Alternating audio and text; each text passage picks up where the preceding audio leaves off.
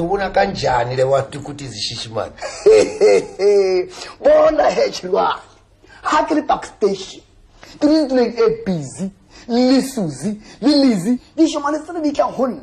dimpotsa rena ke tsa jwa ebe ke re bona hello na muriana please man mfukeni asering beef ne unienzele favor man please man wangatengisi man stando sami man urizi kulezi shushumane zakho please bona ke bontsha dishimane tsena hore muriana ona o tshasiwa jwang wa bona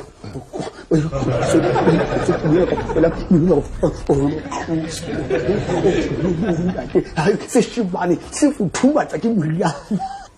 awuniche utsho ukuthi lento yakho izasebenza nje ula hore kwana malawi dishimane tsa mono se muriana hayi dishimane tsa la pehe di tlotsa ba itshasa ke batho ba tswana ke sebetsa jwang ning kai jwanga utlwa he Mfukeni